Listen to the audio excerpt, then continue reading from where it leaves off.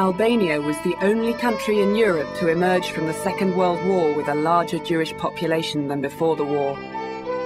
This is because the Albanian people protected and sheltered Jews reaching the country from all over occupied Europe, fleeing the atrocities of the Nazi regime and its supporters. As testified by survivors and historians alike, many Albanian families risked their lives for this noble mission. It was a cold November night in Germany, 1938, as Johanna Neumann recalls. The story really starts with the Kristallnacht or Crystal Night in Germany in 1938, November 1938, when the synagogues were burnt down and Jewish stores were destroyed. And it was really at that point that my father, who until then could simply not believe that Germany would go against its Jews. He had been an officer in the First World War. There had been Germans for generations, and it was very hard, not only for him, I would think, probably for most German Jews, to believe that such a thing could ever happen at all. After Kristallnacht, or Crystal Night, he finally came to the realization that there was really no other way out except to leave Germany. And my little sister, 3.5 years old, was killed, and my mother was killed, her grandmother was killed. We, rest of the family, were rescued. We stayed some few days more in Sarajevo. After the funeral, we came back to Belgrade. In Belgrade, there were Germans already present. They occupied the city. They ruled the city. They imposed all the limitations for the Jews. We were obliged to wear the yellow band, yellow track, and we were not allowed to go to school. The men were taken to forced labor, so were the women. It was impossible to move anywhere without being watched or checked, so there were checkpoints at every corner. Hala jeme ishte disa vjeçe ishte me shumë vështirësi na lini një vajzë. Edhe atë në masi kur u bë ajo vajza 2 vjeçe, erdhi kjo puna e Gjermanit që je internoi. Kur e internuan atë, se filluan me i nda fëmit nga prindrit, e kur ja morën hallostime vajzën nga dora, që ajo me zje kishte pa atë fëmijë me sa vjetë martes, ajo hala ime e shkrepa. U çmend. Filloi me bërtit edhe morën e kush e di që ai kanë bë, u çmend. Siç tregojnë njerëz, iku mendja pri mërzis vajzës. Edhe ishte një vajzë që edhe vetë gjermanët i thojshin pupishen, kaq fëmijë I bukur ishte. Jews lived in Albania and Kosovo working as merchants, doctors and craftsmen. In Albania, there are still Jewish quarters to be found in cities such as Tirana and Vlora, where they had synagogues. In Elbasan, there are still the remains of the Jewish market. Before the Holocaust, there were only 200 Jews living in Albania. During World War II, another 2,000 arrived. In Pristina, Kosovo's capital, the synagogue was built at the end of the 19th century, and the Jewish bazaar was the most famous in this part of the Balkans. Apart from their native languages, the Jews of Albania and Kosovo also learned Albanian, Turkish and Serbian. Hounded and persecuted throughout continental Europe, Jews found a rare safe haven in Albania. Këto janë fjalët e saj. Ne tha erdhëm në Shqipëri me dokumenta falso. Në aty në kufi ata e kuptuan që dokumentat tona ishin falso, megjithatë na lejuan që të futeshim. Te babai im thot mori me qira një kal, na hypën e fëmijëve të vegjël edhe filluam të ecnim me rrugë pa rrugë derisa arritëm në një fshat të humbur. Dhe atje morëm me qira një shtëpi shumë të vjetër. Në mes të natës, sot dëgjuan trokitje të dera. Dhe menduan se ishin gjermanët. Na hiku gjaku, menduam që ky ishte fundi. Megjithatë e hapën derën dhe pan aty një fshatar me gomar. Ai fshatari, o malsori, ju hodhi një thes me miell dhe pa thënë asnjë fjalë, hiku u zhduk në errësirë. Dhe unë tha, ai thesi me miell na shpëtoi jetën. Dhe kjo gjë na ka ndodhur gjatë gjithë kohës që kemi jetuar në Shqipëri.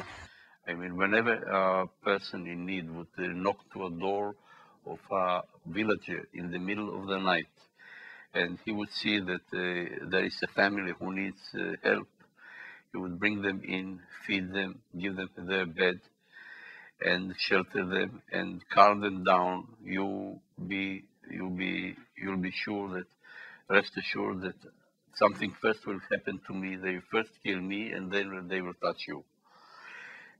These were the words that every one of us heard. Ikëm prej Mitrovice në Prishtinë. Na ndihmoi një familje kosovare që unë isha 10 vjeçë, atëherë unë nuk e mbaj mend as emrin as kur gjë. Na çoi në një nga fshatrat e Kosovës. Atë kam parasysh gjithmonë ato ulurimet e qejve, ajo dbora në kam me ec. Ishte vështirë shumë, po njeriu qa nuk ban për të shpëtu kokën. The London newspaper, Jewish Daily Post, wrote on the 14th of July 1935, "It has been a month since the Albanian diplomats in Europe have been implementing the order received from King Zog's government to issue as many Albanian passports to Jews wanting to go and live in Albania." According to the documents of the State Archive in Tirana, the Albanian king, Zog I, invited Jews to come to Albania as early as the 1930s in order to assist the development of the country with their expertise. Most of them obtained Albanian visas, and some were even issued Albanian passports. In 1935, Albert Einstein benefited from Albanian hospitality to transit from Europe to America. He stayed in Durrës for 3 days in the royal mansion and then, equipped with an Albanian passport, continued his journey towards the free world. Orders from King Zog were to the custom officers, whatever, the police at the borders, not to check Jews, just to let them come in.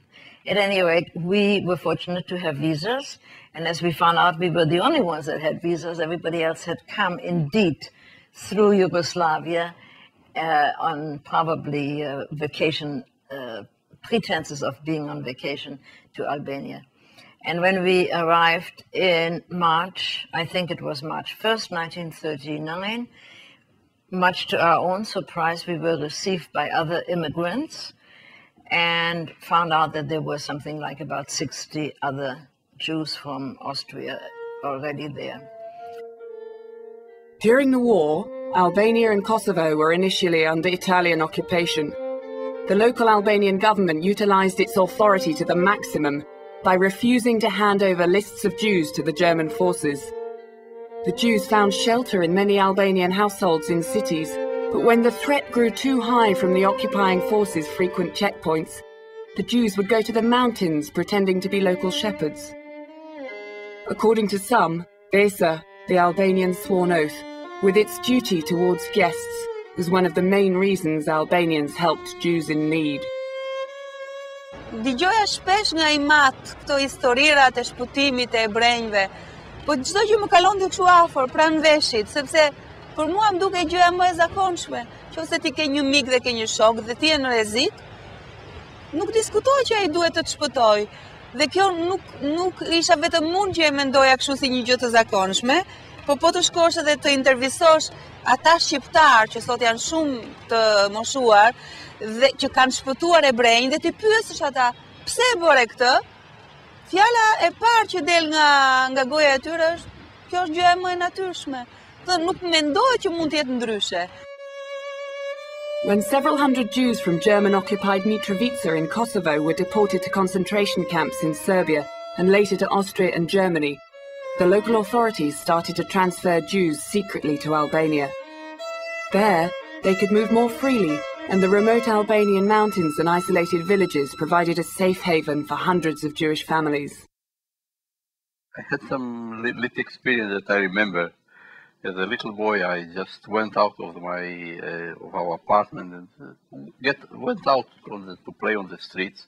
There was a field of wheat out there, and I was intrigued by the beauty of the wheat as it grows. It was big and plump, and so I went down to the field and took a plume of wheat and looked at the grains, how they grow, how big they are.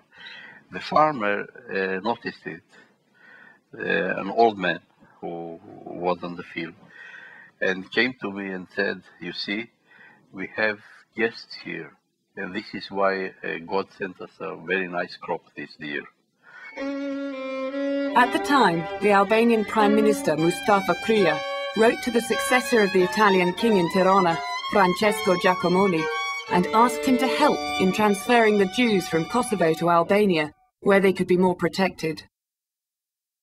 Krija actually went to Giacomoni. Giacomoni is the viceroy in Albania. At this point, he is still in charge. Obviously, the Germans had not occupied Albania yet in 1941. And he went to Giacomoni and he told him, "This is what we're doing. We're distributing these Jews among the Albanian people, etc., give them papers and names, and so on." And Giacomoni said, "Go right ahead. I will not report this to Rome, and we have done this in some cases ourselves in Italy." On the 5th of April 1942, 100 Jewish families from Kosovo arrived in Berat, Albania, and 195 individuals went to Kavaja, Albania. A number of Jews were placed in Kruja, Tirana, Fier, Shijak, Shkodra, and elsewhere, the majority of them being employed in local shops, manufacture, and agriculture. In Berat, 38 Albanian families sheltered about 600 Jews arriving from 1942. From Dalmatia, Montenegro, Serbia, and Macedonia came 350 Jews, and over 400 from Greece. According to the Albanian Kanun, the code of conduct, the Albanian household belongs both to God and the guest.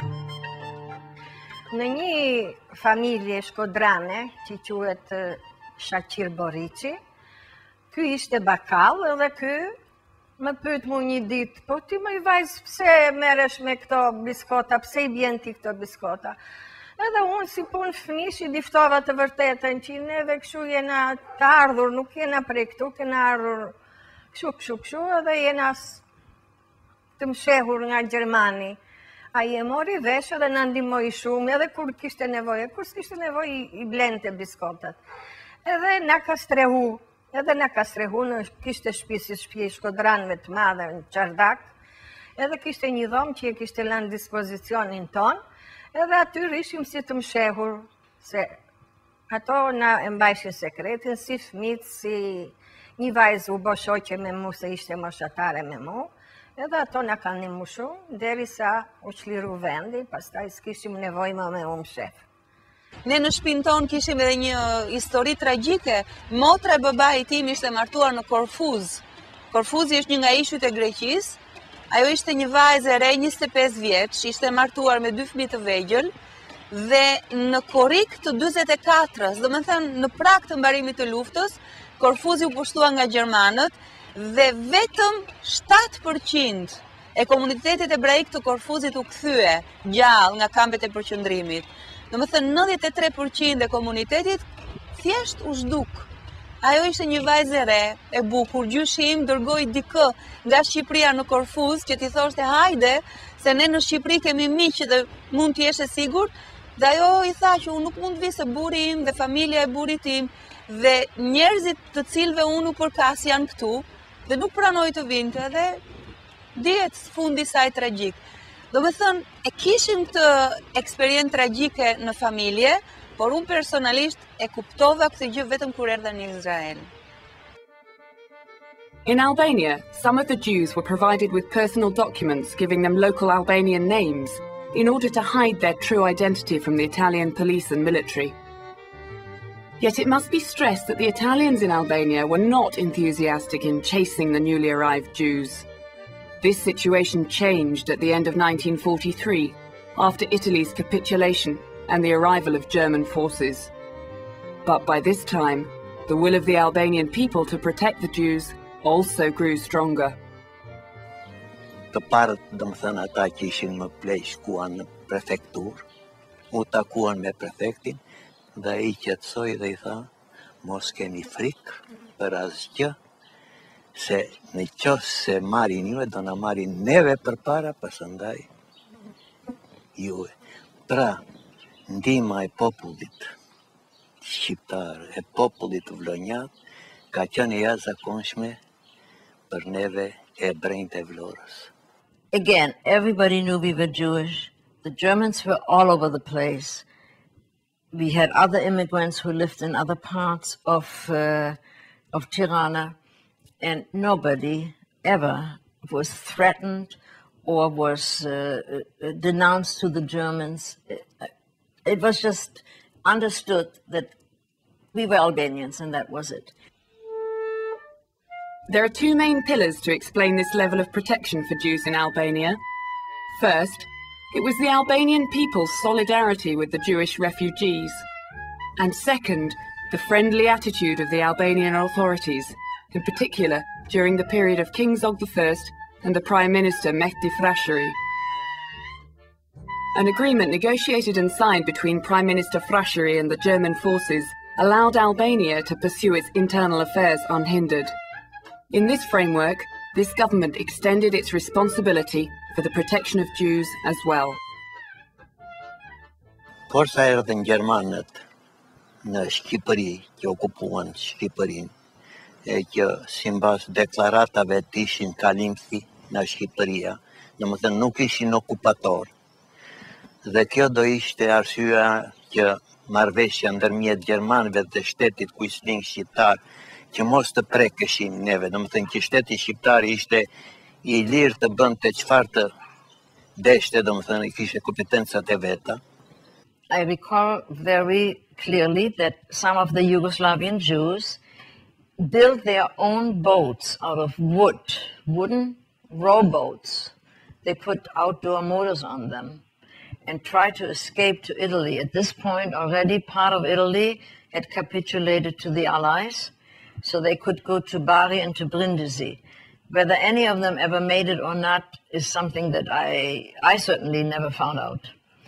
But again, the Pilku family came through every evening, and I accompanied them several times, would walk along the beach when they had heard that Yugoslavian Jews were trying to board these rowboats, put in provisions so they could survive at sea, and they would make sure that there would be no German control. Now, this is the end of the summer of '43 already. Most of the Jews in Kosovo were saved by the solidarity of the Albanian people and the mayors of Pristina, Hussein Pristina and Riza Drini, who did not allow the Jews to be handed over to the fascist occupying regime, organizing their safe transfer to Albania, where they were awaited in sheltering hearths. We must also mention Prenk Uli, the secretary of Pristina district, who during World War II himself organized the safe passage of 52 Jews from Pristina to Albania. Those that they could not place fast enough, they put into a hospital in Pristina and said it was under quarantine because there was typhoid fever. And of course the German soldiers did not dare walk into that hospital.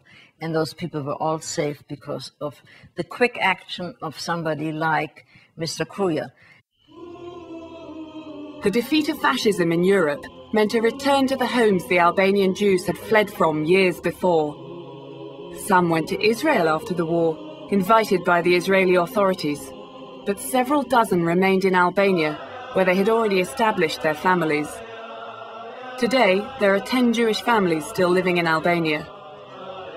George Connor, a Christian whose parents saved Elena Mosiu's Jewish family, married Elena after the war, and only in 1992 moved to Israel, where they live to this day. Vajzat Njëra nga vajzat e Lena u rrit dhe vazhdonte fakultetin në Tiranë, fakultetin e gjuhëve të huaja për anglisht. Frekuentonte rregullisht familjen time, si miq që mbetëm, edhe kjo miqësi u forcu më shumë kur u bë lidhja martësore midis meje dhe kësaj vajze.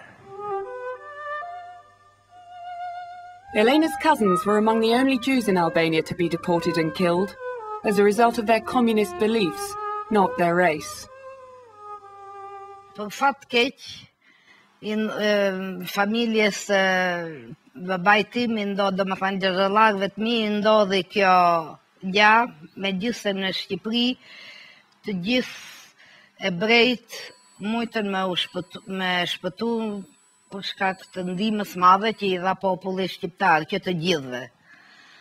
Fati i tyre i keq, edhe joni gjithashtu që të ngelim pa njerëz të afërt të familjes tonë.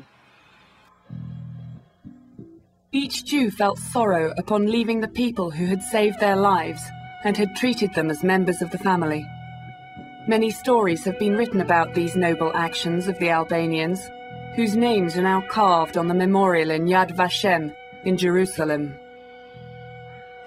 Vetëm frika gjithmonë ekzistonte. Frika gjithmonë ekzistonte. Se mos në një ditë të mirë do na merrnin e do na internonin. And I have to tell you, when I think about it, that feeling of fear never leaves you. That feeling of fear I can feel to this day. There's always the fear that somehow they would find out and we would, we would be caught by the Germans. Well, God was good, the Albanian people were good, and we were safe.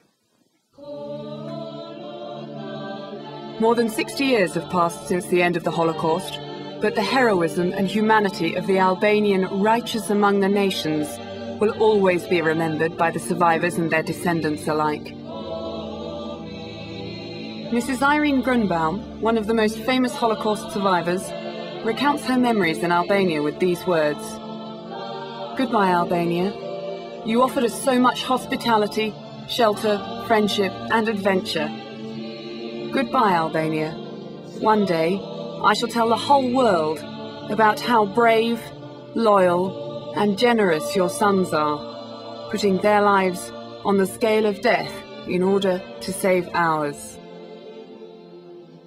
Kur kam qenë mund të them në moshën 5 vjeç, kam qenë në rrugë me maman time, ecnim dorë me dorë dhe dëgjoj një zë nga larg dhe thëriste bule, bule. Unë ktheva kokën dhe rrugica shumë e vogël, shumë e ngushtë dhe nuk ishte asnjëri tjetër përveç nesh. Marr maman nga fustani, the mama, është një grua këtu mbrapsh, që vërtet bule, unë nuk shoh asnjëri tjetër. Mama ime kthen kokën e shikon këtë gruan, dhe që të dyja fillojnë të qajnë, fillojnë të përqafohen, dhe unë mbeta. Nuk e kuptoja pse kjo gruaja e thiri maman time bule. Bule ishte emri i mamas time në fshat. Emri saj ka qenë Nina, emri izraelit, por emri saj shqiptar ka qenë Bule. Kjo është një histori e vogël që kur e kujtojmë më rëndithet mishi, sidoqoftë, kjo është një shenjë që shqiptarët shpëtuan izraelitët dhe ata të tre vllazërit ka qenë shumë njerëz bujar. And as the saying goes, whoever saves one human life is as though he saves the whole nation. The fact is that if you want to take a picture of what it means to save one life, these are my children and grandchildren and great-grandchild, which wouldn't be here if it hadn't been for Albania.